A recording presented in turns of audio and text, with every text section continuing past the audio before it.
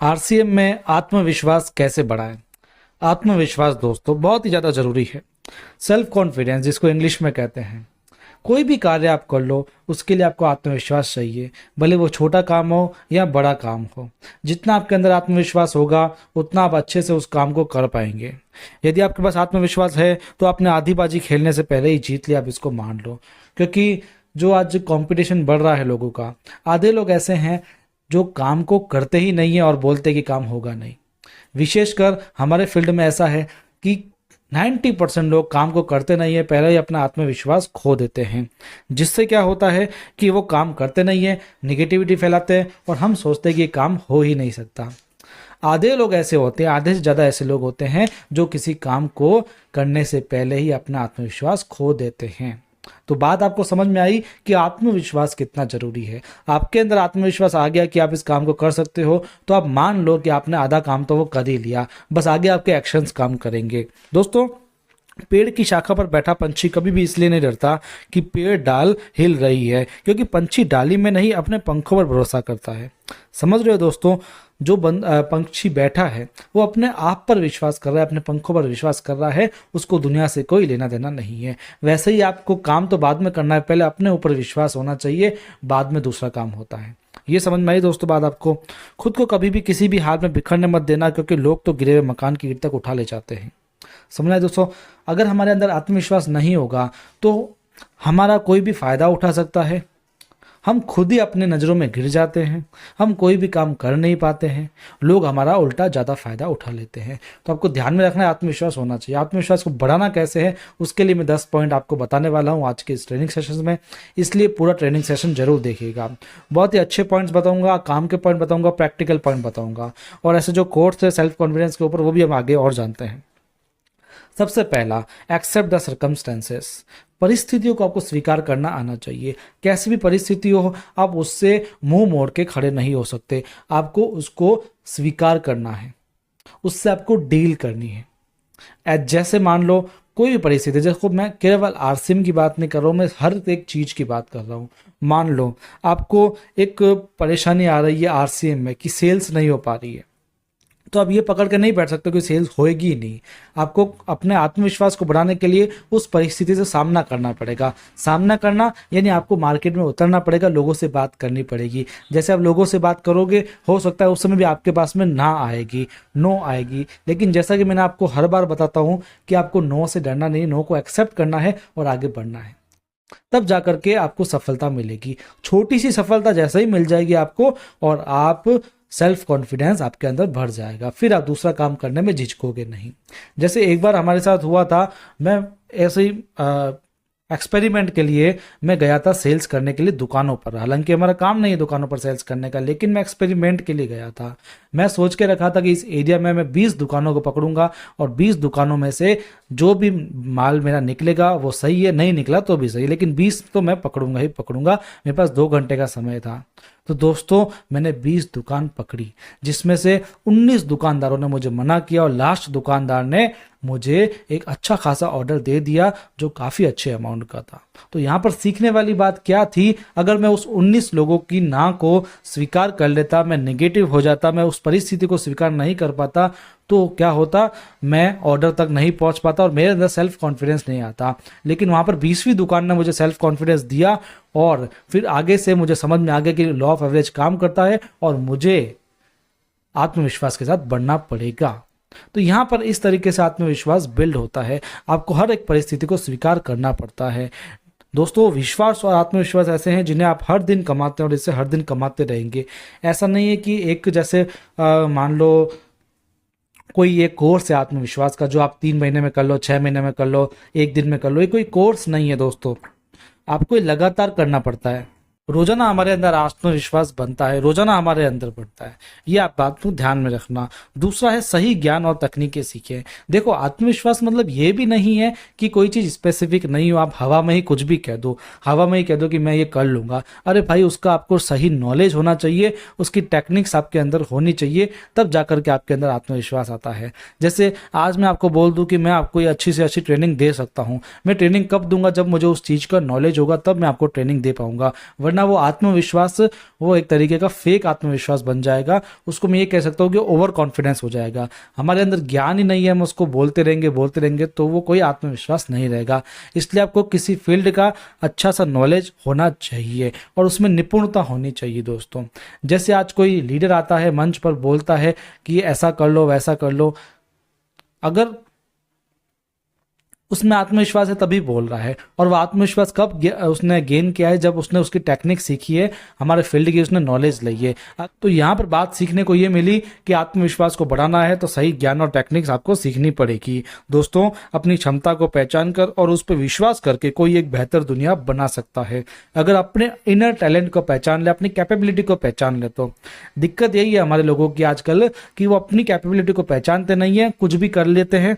और दोस्तों, यदि कैपेबिलिटी को पहचान लिया तो वो एक नई दुनिया का जो आविष्कार है वो कर सकते हैं, बहुत ही अच्छा सफल हो सकते हैं। दोस्तों, आगे बताता हूं मैं।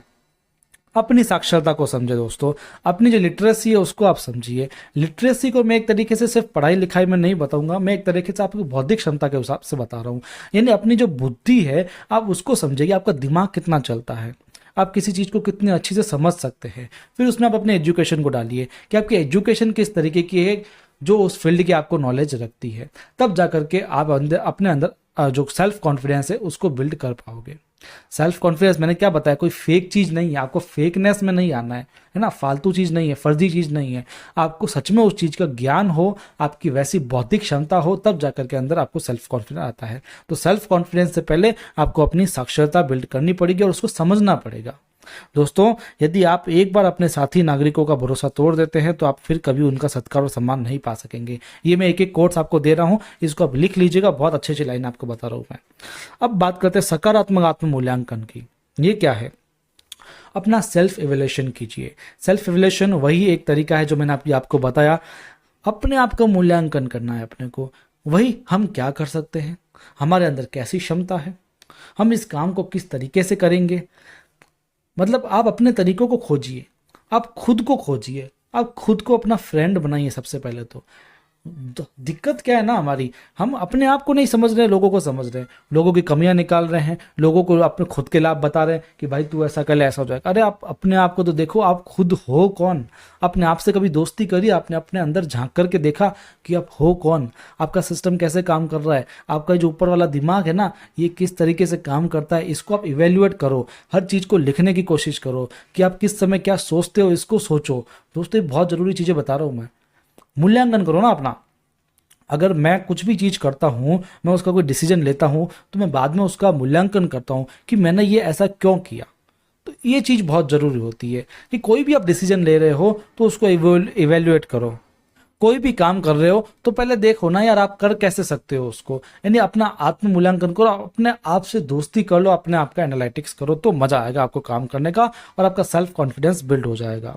जब आपके अंदर आत्मविश्वास होता है तब आप खूब आनंद उठा सकते हो, और जब आप आनंद उठाते हो तब आपका अद्भुत चीज़ भी कर सकते हो। क्योंकि हम किसी चीज़ में एंजॉय करेंगे तब जाकर के उसको हम उसके अंदर एक्सपेरिमेंट्स करेंगे तो कुछ ना कुछ नया होगा। अगर उसमें इंटरेस्ट ही नहीं है, सबसे पहले तो हमारे अंदर विश्वास नहीं है, फिर उसमें इंटरेस्ट नहीं आएगा और आगे क्या होगा, वो काम हमसे हो नहीं पाएगा। नेटवर्क में सहयोग और संपर्क, कोलैबोरेशन एंड कम्युनिकेशन नेटवर्क, ये क्या है दोस्तों? आपका जो नेटवर्क है ना, जो आपकी अपलाइंस है मेन, उनसे आप लगातार सपोर्ट में रहो और साथ में उनसे संपर्क में भी रहो।